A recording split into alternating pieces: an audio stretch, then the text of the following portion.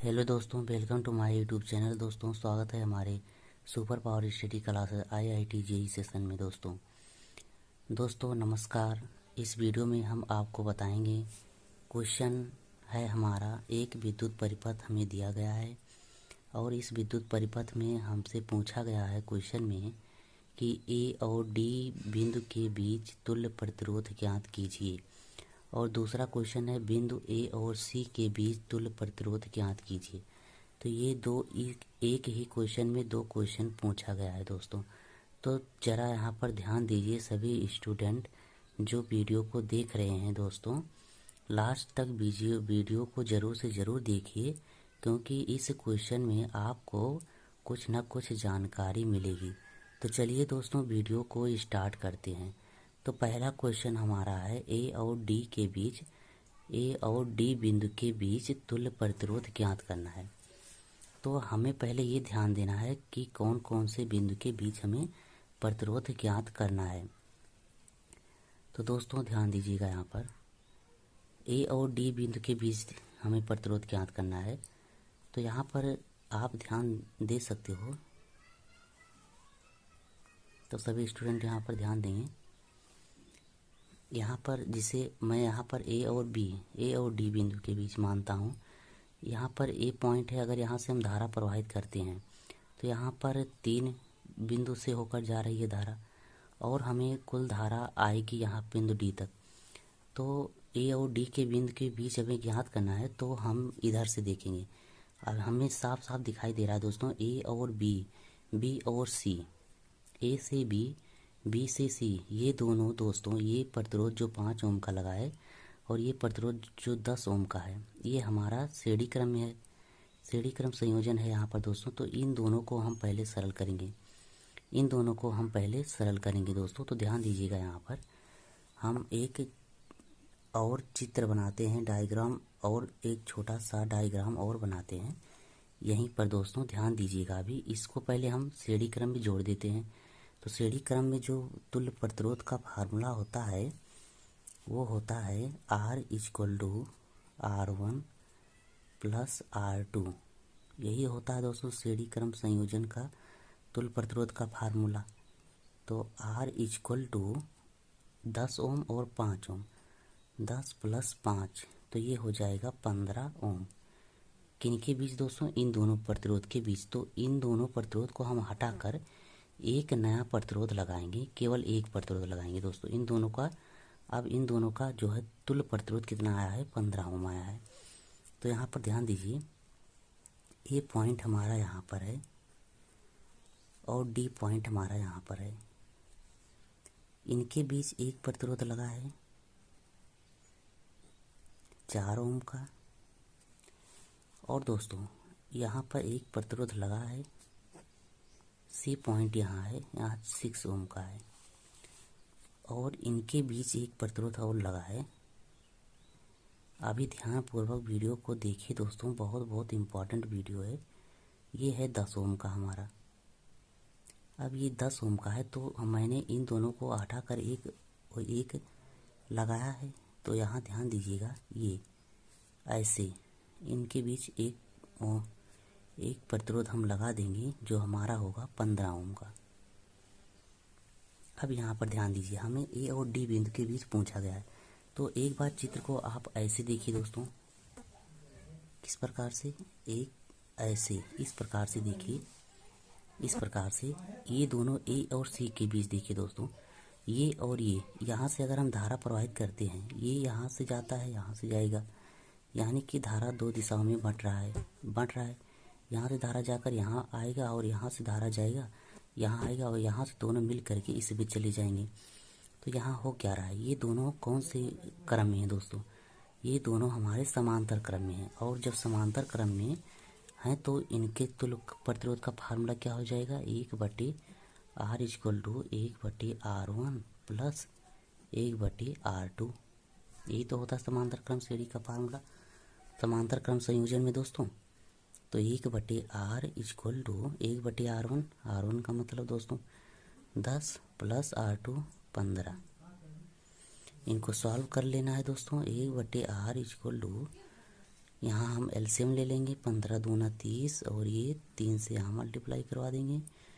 LCM लेना सभी student को आता होगा दोस्तों। 3 + 2 5 हो जाएगा, यहाँ पर कितना हो जाएगा 30 और यहाँ पर हो जाएगा 5/30। इसको 5 से काट देना है, 5 36, यानी कि दोस्तों 1/r = 1/6। ये तिरछा मल्टीप्लाई करेंगे यहाँ पर अब, तो R = क्या हो जाएगा 6 ओम। तो हमारा जो इन दोनों के बीच तुल्य प्रतिरोध आया है वो 6 ओम आया है। अब हम क्या करेंगे, हम एक चित्र और बनाएंगे। इन दोनों को हटा करके इनके स्थान पर एक 6 ओम का प्रतिरोध लगाएंगे दोस्तों। तो यहाँ पर ध्यान दीजिएगा, A पॉइंट यहाँ है, D पॉइंट यहाँ है और ये C पॉइंट है दोस्तों। अब हमें A और D के ये हमें ध्यान रखना है, हमें किनके बीच ज्ञात करना है। ये बहुत इम्पोर्टेंट सवाल होता है दोस्तों कि किन किन बिंदुओं के बीच हमको कहा गया है कि तुल्य प्रतिरोध ज्ञात कीजिए। ये है 6 ओम का और ये जो हमारा नया प्रतिरोध आया है दोस्तों ये भी 6 ओम आया है, 6 ओम, और ये हमारा है 4 ओम का। अब देखिए दोस्तों चित्र बहुत छोटा बन गया है। अब यहाँ पर आपको क्या करना है, हमें A और D बिंदु के बीच ज्ञात करना है। तो अगर हम A और C जाते हैं, C से D जाते हैं, अगर धारा हम यहाँ से प्रवाहित करते हैं तो एक धारा I1 इधर जाएगी, एक धारा I2 इधर जाएगी। तो I1 जा कर के यहाँ D पॉइंट पर मिलेगी, तो I2 जो जा रही है यहाँ से जा रही है, यहाँ जाएगी I2, फिर I2 यही धारा इसमें भी तो जाएगी। तो जब समान धारा समान प्रतिरोध में जाती है दोस्तों, समान धारा जब प्रतिरोध में जाती है तो वो वहाँ पर होता है श्रेणी क्रम। तो यहाँ ये प्रतिरोध और ये प्रतिरोध जो दोनों लगे हैं A और C और D के बीच, ये दोनों कौन से क्रम में है, श्रेणी क्रम संयोजन में है। अब इनके बीच तुल्य प्रतिरोध का फार्मूला हो जाएगा R = R1 + R2। क्यों दोस्तों, क्योंकि श्रेणी क्रम में संयोजन में है। और जो श्रेणी क्रम संयोजन है तो 6 + 6 = कितना हो जाएगा 12 ओम।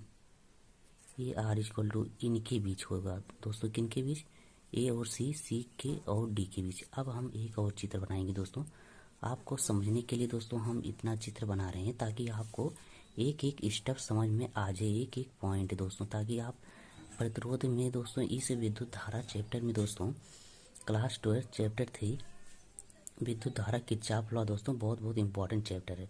इसमें बहुत क्वेश्चन है, बहुत क्वेश्चन है और एग्जाम में पूछे भी जाते हैं दोस्तों। तो इसलिए आप आराम से समझिए क्वेश्चन को, कहाँ कैसे हम क्वेश्चन को सॉल्व कर रहे हैं दोस्तों। तो अब इन दोनों के बीच हम 12 ओम का प्रतिरोध लगाएंगे। कैसे दोस्तों, अब A और D पॉइंट को हम इधर बनाते हैं, A D पॉइंट। तो यहाँ ध्यान दीजिएगा, इनके बीच कितना ओम का प्रतिरोध है, 4 ओम का। और A और C D इनके बीच हम एक लगा देंगे इस प्रकार से,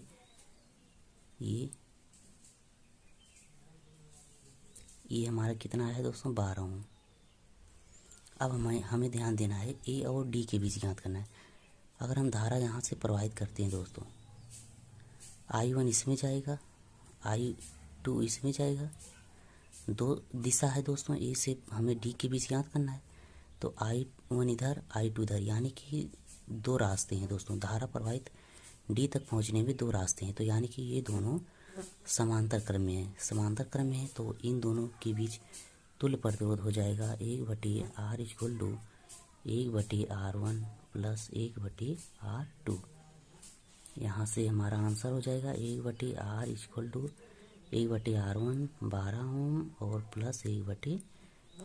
इसको एलसीएम लेंगे, 3 से मल्टीप्लाई यहाँ पर करवाएंगे हम, और यहाँ हो जाएगा हमारा कितना दोस्तों 1/12। एलसीएम हमारा 12 हो जाएगा और यहाँ प्लस 3 × 3, यानी कि ये हमारा हो जाएगा 4/12। 4 से काट देना है, 4 × 3 = 12। तो आंसर हमारा कितना हो जाएगा 1/R = 1/3। तिरछा मल्टीप्लाई करवाएंगे यहाँ पर, तो R = हमारा 3 ओम। ये फाइनल आंसर है, ये दोस्तों फाइनल आंसर है। ये आपको ध्यान रखना है, जो हमें A और D बिंदु के बीच ज्ञात करना था तुल्य प्रतिरोध, उसका दोस्तों जो लास्ट आंसर है वो 3 ओम है। तो एक बार वीडियो को दोस्तों, इस क्वेश्चन को जो हमने अभी भी करवाया है 3 ओम आया है, इसको एक बार देख लीजिए, फिर हम दूसरा इसी में जो हमसे पूछा गया था दूसरा पार्ट हम इसका सॉल्यूशन करते हैं और वहाँ पर देखते हैं कि क्या क्वेश्चन में दोस्तों समान आ रहा है। हम ये भी देखते हैं कि ए और डी के बीच जो 3 ओम प्रतिरोध आया है वही क्या ए और सी बिंदु के बीच भी आता है दोस्तों। तो ध्यान दीजिएगा, एक बार चित्र को आप देख लीजिए इस क्वेश्चन को, फिर हम चलते हैं अपने दोस्तों इस दूसरे पार्ट के क्वेश्चन पर। ये हमारा यहाँ तक 3 ओम का आंसर है। अब चलिए दोस्तों हम इसका दूसरा सॉल्यूशन करते हैं। हमें इसमें पूछा गया था ए और डी के बीच जो आया है हमारा 3 ओम का। अब हमें पूछा गया ए और सी बिंदु के बीच ज्ञात कीजिए। तो यहीं पर हम समझ लेते हैं दोस्तों, ध्यान दीजिएगा, ए और सी बिंदु के बीच हमें ज्ञात करना है। तो अगर हम दोस्तों यहाँ से धारा प्रवाहित करें, ध्यान दीजिएगा, यहाँ से इसमें जाएगा एक I1 जाएगा, इसमें I2 जाएगा और इसमें I3 जाएगा, I3 धारा जाएगी। अब ध्यान दीजिएगा, अब यही I1 धारा इसमें जाएगी, अब यही I1 धारा यहाँ तक जाएगी, यहाँ तक एक ही रास्ता है दोस्तों, यहाँ तक जाएगी। अब यही I1 धारा या इसमें भी तो जाएगी, क्योंकि यहाँ से एक ही रास्ते तो है। यही I1 धारा इस वाले में भी जाएगी दोस्तों, ध्यान दीजिएगा, और यहाँ आ जा करके I हो जाएगी, I1 यहाँ जा करके पहुँचेगी दोस्तों, ठीक। अब जो I2 जा रही है इसमें I2 जाएगी, यहाँ तक I2 जाएगी, यहाँ I2 ये जा करके यहाँ पहुँचेगी दोस्तों, यहाँ जा करके पहुँचेगी। अब ध्यान दीजिएगा, अब ये जो I3 है कौन सा है दोस्तों, ये जो I3 धारा है, अब ये 10 ओम में जाएगी, यहाँ जाएगी, फिर यहाँ से यहाँ जाएगी, एक ही रास्ता है। अब यही I3 जो धारा है 5 ओम में भी जाएगी और यहाँ जा कर के I3 यहाँ तक भी जाएगी और यहाँ I1 आ रही है। अब ए से निकली थी तीनों धाराएं और सी के बीच में ज्ञात करना है। ए से निकली हैं और सी में जा कर के समाप्त हो जा रही हैं, I1 I2 I3। ये दोस्तों ध्यान रखिएगा, यहाँ पर जितनी धाराएं जाती हैं, जैसे 5 एम्पियर धारा जा रही है ए पॉइंट से, तो सभी परिपथ से होकर के 5 एम्पियर धारा यहाँ तक पहुँची जानी चाहिए दोस्तों। तो अभी यहाँ पर आप देख सकते हो दोस्तों कि इस वाले प्रतिरोध में 4 ओम के प्रतिरोध में और 6 ओम के प्रतिरोध में एक ही धारा बह रही है, 10 ओम और 5 ओम के प्रतिरोध में एक ही धारा बह रही है, यानी कि ये दोनों श्रेणी क्रम में है, ये दोनों भी श्रेणी क्रम में है। तो अब जब ये दोनों श्रेणी क्रम में दोस्तों, तो इनके बीच जो हमारा तुल्य प्रतिरोध का फार्मूला हो जाएगा वो क्या हो जाएगा, बहुत इम्पॉर्टेंट है दोस्तों, ध्यान दीजिएगा यहाँ पर।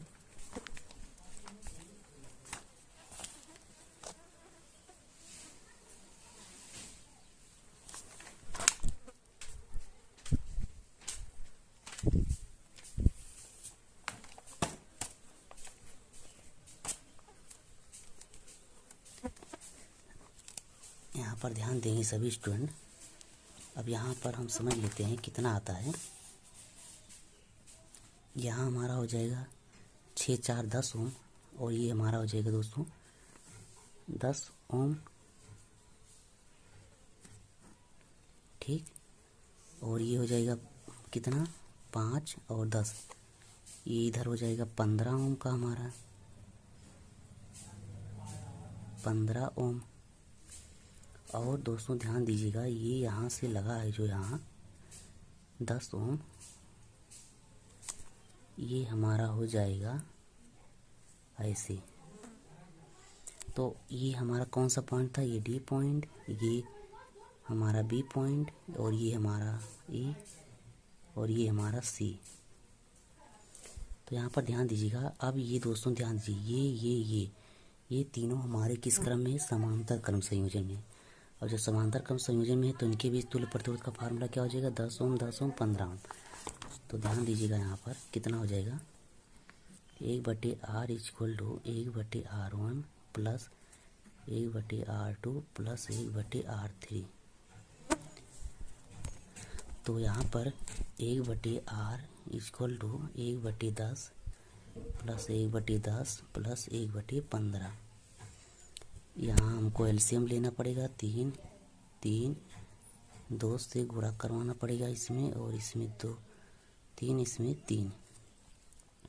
एलसीएम 30 हो जाएगा। 3 + 3 + 2 1/r इक्वल टू, तो ये यहाँ पर ध्यान दीजिए 1/r इक्वल टू 3 3 6 6 2 8/30। इसको काट देना है दोस्तों, 4 15, यानी कि यहाँ से हो जाएगा 1/r इक्वल टू 4/15। इसको यहाँ भेजना है, इसको यहाँ, तो दोस्तों r इक्वल टू हो जाएगा 15/4 ओम। यानी कि इस वाले क्वेश्चन में जो आंसर है, फाइनल आंसर, वो कितना है दोस्तों, 15/4 ओम है। अब ये आपको समझ में आ गया होगा। यहाँ पर मैंने थोड़ा सा जल्दी किया है दोस्तों, ताकि थोड़ा सा प्रॉब्लम है, इसलिए यहाँ पर आई हो सभी स्टूडेंट को समझ में आ गया होगा कि ए और सी बिंदु के बीच जो हमारा आंसर आया है वो r इक्वल कितना आया है, 15/4 ओम आया है दोस्तों। और ए और डी के बीच जो हमारा आंसर आया है r इक्वल टू 3 ओम आया है। तो ये बहुत ध्यान रखने वाली बात है कि किन किन बिंदु की हमसे पूछा गया है, कैसे क्वेश्चन को सॉल्व करना है। नेक्स्ट वीडियो में हम दोस्तों इस टॉपिक पर और क्वेश्चन करवाएंगे। बहुत बहुत इंपॉर्टेंट क्वेश्चन अभी हैं दोस्तों, सब करवाएंगे। तो वीडियो सेशन हमारा कैसा लगा है दोस्तों, अच्छा लगा है आपको, इस वीडियो में कुछ सीखने को मिला है, तो प्लीज़ दोस्तों चैनल को सब्सक्राइब, लाइक, शेयर जरूर से ज़रूर कर दीजिएगा दोस्तों। Thank you for watching video, धन्यवाद। मिलते हैं नेक्स्ट वीडियो सेशन में, तब तक के लिए बेस्ट ऑफ लक दोस्तों, धन्यवाद।